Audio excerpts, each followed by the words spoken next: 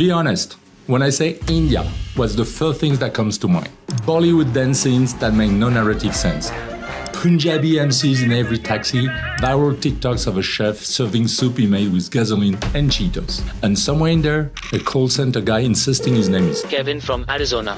It's funny, I get it, except this picture is 20 years out of date. While the West was busy making jokes, Indians bought the West. Jaguar and Land Rover belong to an Indian company now, so that's Tetley, the British tea probably sitting in your cupboard. Tata made a €3.8 billion offer for Iveco.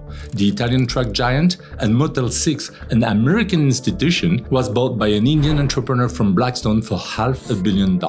Most of you haven't noticed because the old cliché is still comforting. It's easier to laugh at Bollywood than to realize the people you were laughing at just bought your street. In this video, I'm going to show you what nobody in mainstream media will. How deep this already goes, what's coming next, but more importantly, what this means for you personally. Whether you're an employee, an entrepreneur, or just someone whose savings are in a Western index fund. That's exactly why I built this channel. If you want a view from someone actually in the room, hit subscribe.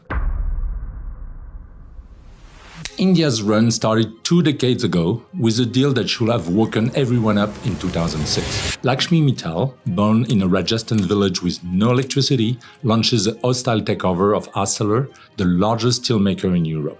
Newspapers across the continent warn about the death of European industry. Mittal won anyway, and 19 years later, ArcelorMittal is still the largest steelmaker on the planet, run by an Indian family. That was the warning shot, and nobody heard it. By 2008, Tata had bought Jaguar and Land Rover from Ford on the brink of bankruptcy. The business press predicted a bloodbath. Instead, Tata injected capital, pushed R&D, and turned both brands around. Today, when a British Prime Minister wants a photo op in front of a homegrown success story, he stands next to a Range Rover. That Range Rover is Indian. Then the story gets quieter. Not because it's slowed, but because the West stopped paying attention. Look at London, not the skyline, the ownership records. Indians are now the single largest group of property owners in the British capital, larger than the English themselves. And these aren't modest apartments. Lakshmi Mittal owns a 15-bedroom mansion on Kensington Palace Gardens, the most expensive street on earth, with Kensington Palace as a neighbor. The Hinduja brothers bought the old War Office in 2023, the building where Churchill ran World War II. It's now a Raffles hotel run by an Indian family. Across the rest of Europe, the pace keeps climbing. Jindal is circling ThyssenKrupp's steel division, the industrial heart of Germany. Zydus just bought one of France's top orthopedic manufacturers. Indian M&A into Europe hit $5.7 billion last year, the highest level in 5 years. In the business world, mergers and acquisition is when one company buys another, takes control, and the profits starts flowing somewhere new. Do it once, and it's a transaction. Do it year after year across an entire continent, and you've got ownership changing hands at a scale nobody's talking about. Citigroup knuckles Indian investors before anyone else in 70% of the European sell-side deals it handles. When something serious goes up for sale in Milan or Düsseldorf, the Indians are on the phone first. And this isn't only Europe. In the United States, an Indian group owns Novelis, the largest aluminum maker in North America, supplying the cans in your fridge. And roughly half of the generic pills consumed in the US were manufactured by an Indian company. Dr. Reddy's, Lupin, it's Indian. This is a system that's been building for 2 decades, and it's now in open acceleration. Buying companies is only half of the story. The other half is running them. Walk into the most powerful meeting in global technology and count how many of the faces are Indian. Sundar Pichai runs Alphabet, which means every decision about Google, YouTube, and Android go through him. Satya Nadella sits at the top of Microsoft, the company whose software runs inside most offices on Earth and whose cloud infrastructure is now the backbone of the AI boom. Arvind Krishna runs IBM. Shantanu Narayan has been running Adobe for 18 years. Step outside tech and the pattern keeps going. Ajay Banga spent 12 years running MasterCard before Joe Biden put him in charge of the World Bank. Lina Nair, born in a small city in Maharashtra, runs Chanel from Paris. The French luxury house that sells couture to the richest woman on earth now reports to a woman from India. Every one of them spent 30 years climbing corporate ladders in America and Europe that should have most of their peers. They usually started in engineering jobs. I did engineering. And got to the top because Indian schools had been training world-class engineers and managers for decades while the rest of the world wasn't paying attention. Together, these executives run companies with a combined market capitalization above $8 trillion, more than the GDP of Japan and UK combined. Decisions made in their boardrooms shape what you see on your phone, what software your company runs, which small business get loans, whether your pension fund grows or shrinks this quarter. Cool, right? But every one of those executives left India. They built their career inside Western institutions because 20 or 30 years ago, that was where global power lived, and it wasn't coming to Mumbai or Bangalore. The generation coming up behind them is making a different bet. They're staying home and using Indian capital to buy Western assets on their own terms. Quick pause. If you're still here, subscribe. This is exactly the kind of breakdown you won't get anywhere else. India is young in a way no other major economy is. The median age is 28, against 44 in Europe and 49 in Japan. China's workforce had already started shrinking by millions of people a year and will keep shrinking for the next 3 decades. By 2030, 1 in every 5 working-age humans on the planet will be Indian. While the rest of the wealthy world runs out of workers, India is producing them at a pace nobody can match. Size isn't the whole story either. India trains more than 1.5 million engineers every year, more than any other country. And the best certain Indian engineers work here at Status. Yay! The Indian Institutes of Technology, known as the IITs, have admission rates below 1%, a filter applied to a billion-person country. The kids who don't make the cut still flood into hundreds of other engineering schools training millions more. That's the talent pipeline sitting underneath everything you've seen so far. Talent alone doesn't move a country this fast though.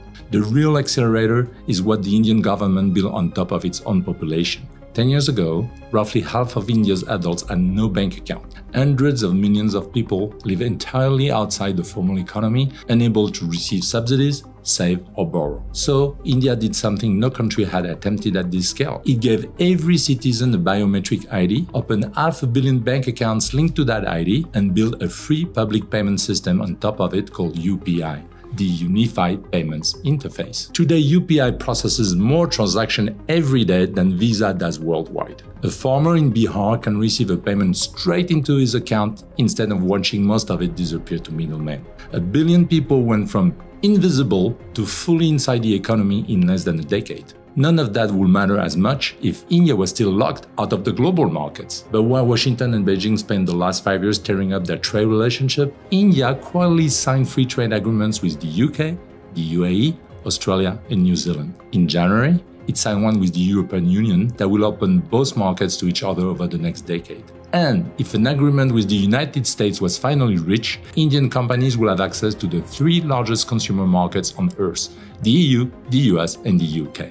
Meanwhile, global manufacturers desperate to diversify away from China are running out of options. Vietnam is getting expensive, Mexico is saturated, and India is the only country left with the scale, the workforce, and the political stability to absorb what China used to do. That's why the acquisitions keep coming.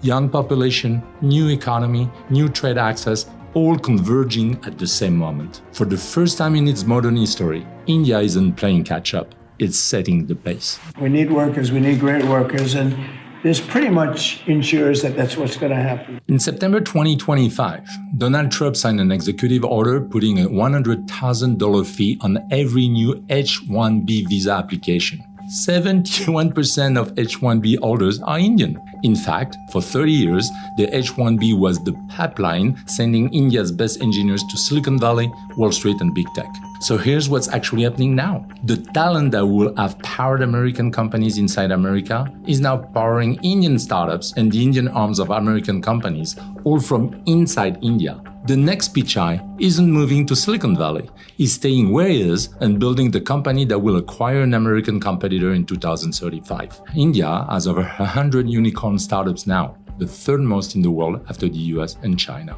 Its private space industry went from 54 companies in 2020 to over 400 today, and the country landed a rover on the moon for less than Hollywood spent filming Interstellar. The capital is there, the customers are there, and the talent is pouring back in. This is the part where most videos tell you stay informed and call it a day. That's useless. Here's what actually matters. If you run a business, India is now the China of 2005. Same opportunity, different rules. You can source from Indian manufacturers at prices that are starting to undercut Chinese ones, especially in textiles, pharma ingredients, auto parts, and electronics. You can hire Indian engineers and developers remotely for a third of what you paid in Berlin or Austin, and the talent pool is deep enough that you're not scraping the barrel. And if you want to sell to India itself, the consumer class hitting 500 million people by 2030 is bigger than the entire population of the European Union. The entrepreneurs who set up structure to do this now are going to look like geniuses in 5 years. The ones who wait are going to be paying catch-up premiums. At Status, we see both sides every week. Western founders finally opening Asian entities to start sourcing or hiring from India, and Indian founders incorporating in Hong Kong or Singapore to sell into the West on their own terms. The second group is moving twice as fast as the first. If you're an employee, stop treating India as the country to visit and start treating it as a market to learn. Knowing how Indian business actually works, how deals get done, how Indian companies think about Europe and America is going to be a career skill in the next decade, the way knowing China was in the 2000s. The people who learn it early get the jobs running those relationships. The people who don't get managed